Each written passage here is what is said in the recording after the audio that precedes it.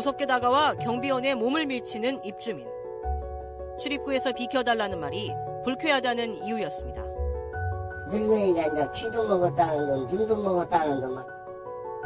주차장에서 담배를 피우는 주민을 제지하자 곧바로 담뱃불을 얼굴에 갖다 댑니다. 입주민에게 폭행을 당해도 재계약 걱정에 그저 침묵할 수밖에 없습니다. 어떻게 하든지 근무를 해야 되겠다는 그 모든 수모와 모든 것을 우리가 참고 견딘 거죠. 죄 지은 듯 고개 숙여 밥을 먹고 경비부터 청소, 택배 운반의 주차 대행까지 슈퍼맨이 돼야 견딜 수 있는 24시간 5분 대기조에서 아파트 경비원의 현주소입니다. 아파트 공화국. 10명 중 6명 이상은 아파트에 살고 있는 우리의 주거 현실을 빗댄 표현입니다. 이처럼 많은 사람들이 아파트에 살면서 이웃보다 더 자주 만나고 여러 가지 도움을 받게 되는 사람, 바로 경비원인데요. 하지만 각종 갑질과 폭행, 갑작스런 해고 등 경비원과 관련된 논란은 지금도 곳곳에서 끊임없이 터져나오고 있습니다. 많이 바뀌었다곤 하지만 지금도 아파트 경비원들은 열악한 근무 여건 속에 고단한 삶을 이어가고 있습니다.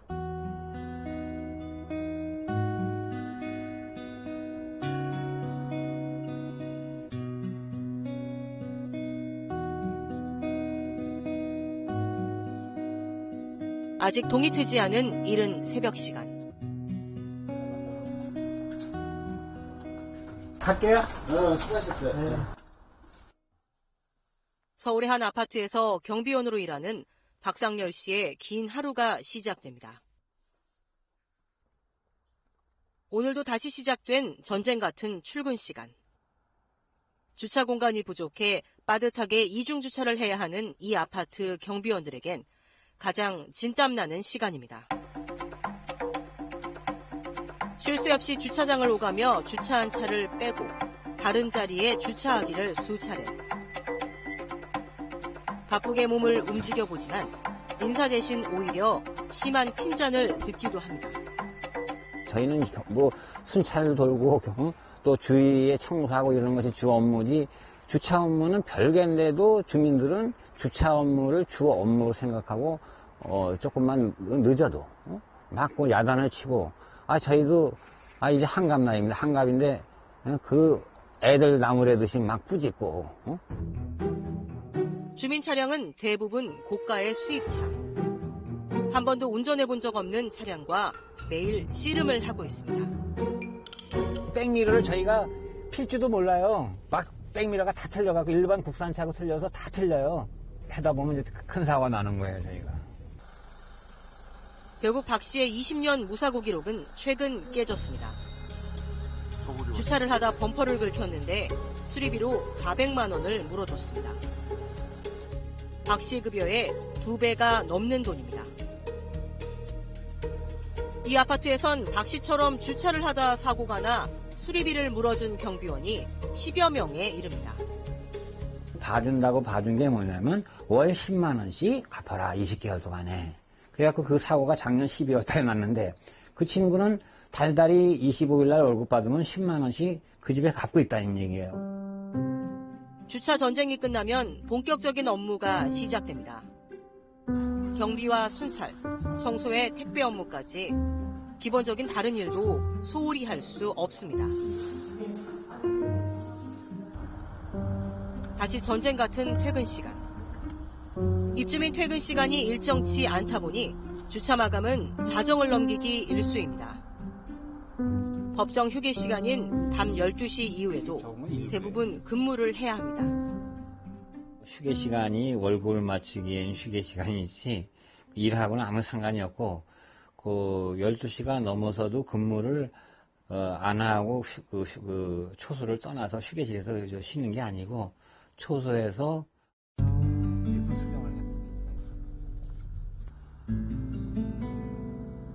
마지막 차를 주차하면 주민이 맡겨놓은 자동차 열쇠로 서랍이 가득 찹니다. 새벽이 돼서야 겨우 초소 한편에 마련된 간이 침대에서 다리를 펼 수 있지만 밤사이 차를 이동해야 하는 돌발 상황에 대비해 겉옷도 벗지 못한 채 근무 대기 상태를 이어갑니다. 어떤 분은 새벽에 3시, 4시에 차를 빼달라고 그 요구가 들어갔어요. 군대에서 말하면 그 5분 대기조 같이 그 신발 벗는 것까지만 허용이지 양말 뭐 그다음에 그 제복을 벗고 그 가면을 취하면 안 되는 거죠. 사실상 경비 업무에 포함되지 않은 주차 업무 때문에 법으로 보장된 휴게 시간에도 근무를 이어가는 셈입니다. 길고 고단했던 하루는 이렇게 끝나갑니다.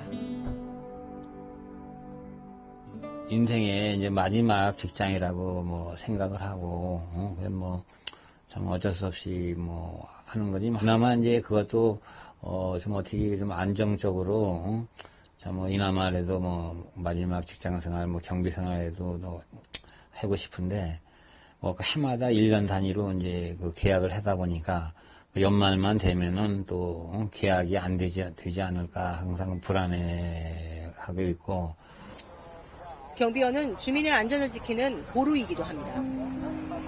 시커먼 연기로 뒤덮인 서울의 한 아파트. 주말 오전 아파트 지하 전기실에서 큰 불이 났습니다. 다행히 재빠른 대처로 주민 60여 명은 안전하게 대피한 상황. 유일한 희생자는 경비원 양명승 씨 한 명이었습니다.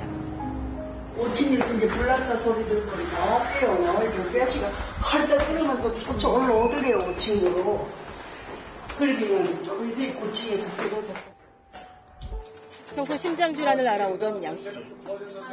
비상구 계단을 오르며 주민을 대피시키다 호흡곤란 증세를 보이며 아파트 9층 복도에 쓰러졌고 결국 다시 일어나지 못했습니다.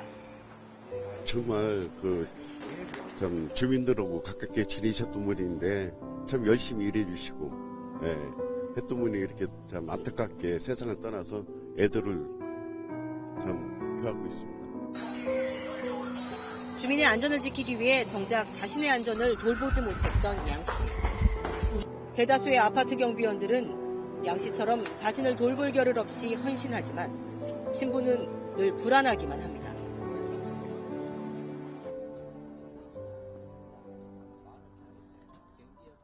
지난해 여름 서울의 한 아파트에서 경비 생활을 시작한 김모 씨. 영문도 모른 채 반년간 임금의 10%를 용역업체에 상납해왔습니다.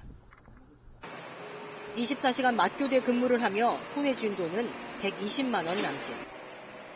경비 용역업체에서 입찰을 받기 위해 무리하게 가격을 낮게 책정하고 그 손해를 경비원 월급에서 충당한 것이었습니다. 최저임금 계산하니까 너무 많이 차이 나는 거라. 그래서 내가 그 경비하는 선배한테 물어보니까 그거는 최저임금제를 받아가지고 경비업체에서 0.1% 가져가고 그게 다 그러니 이제 관습적으로 최저가로 이제 입찰을 하니까 업체들이 이제 관습적으로 다 그렇게 할 수밖에 없는 건가 봐요. 부당한 업무 지시에 지켜지지 않는 휴게 시간과 최저임금. 그리고 당연한 듯 반복되는 폭언과 갑질을 당하면서도 참고 견디는 이유. 60살 이상 고령이 대부분인 경비원들이 다른 직장을 구하는 것은 더 큰 두려움이기 때문입니다. 항상 그만두고 싶은데 참 지금 나가면 딴 데 취업하기도 힘들고 이 나이에 뭘 하겠습니까? 그러니까는 그만두지도 못하고 그나마 어렵게 지켜오던 경비 일자리마저 최근엔 무인 경비 시스템에 뺏기는 신세가 됐습니다. 경비원 박모 씨도 지난해 여름 4년 넘게 일하던 아파트에서 갑작스럽게 해고를 당했습니다.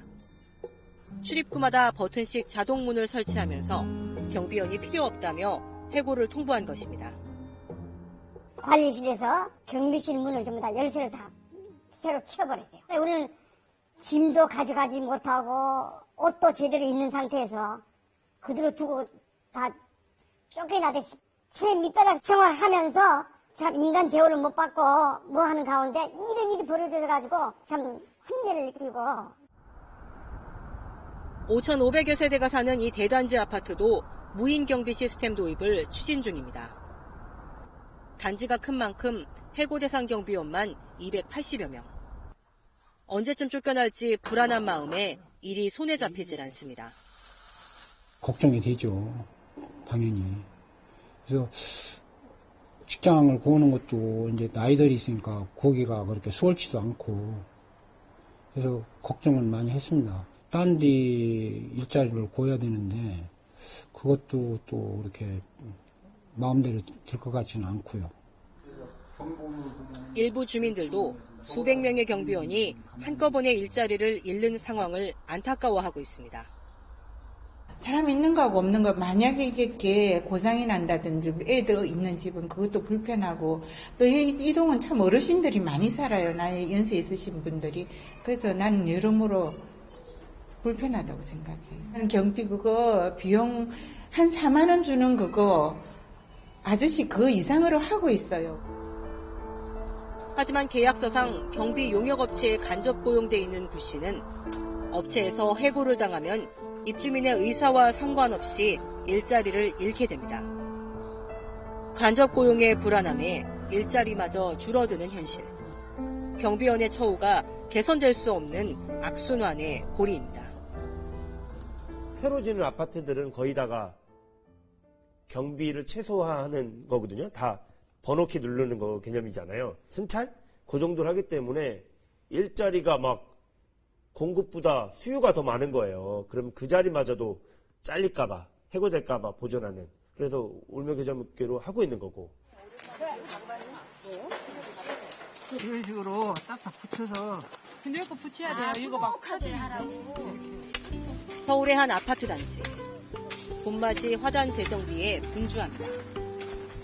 대부분의 아파트에선 경비원이 하는 일이지만 이곳에선 2년 전부터 자연스럽게 주민과 함께합니다.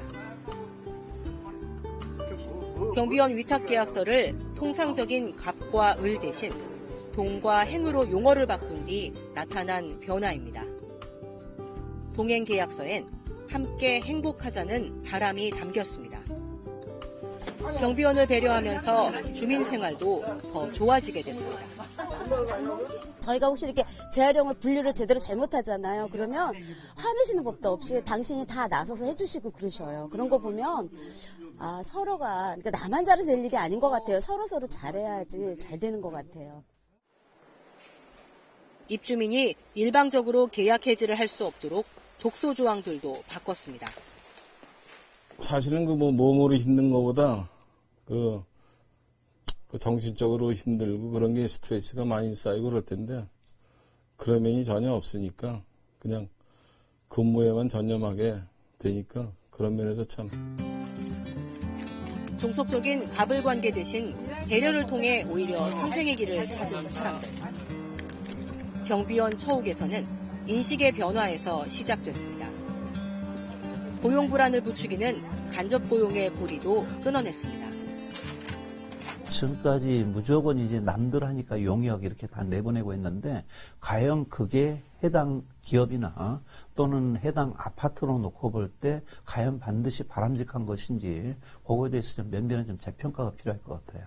아무래도 마지못해 그 일을 하는 거하고 그래도 이 직장이 그런데 나름대로 일하면 가치가 있는 직장이다 할 때하고는 아무래도 당사자들 같은 경우에도 일에 임하는 것이 달라질 수밖에 없지 않겠냐 이렇게 봅니다. 전국의 아파트 경비원은 모두 25만여 명가량. 대부분 2중 3중의 갑질을 견디고 있지만 최저임금제와 갑질금지법 등 각종 제도에 한가닥 희망을 걸고 오늘도 아파트를 누비고 있습니다.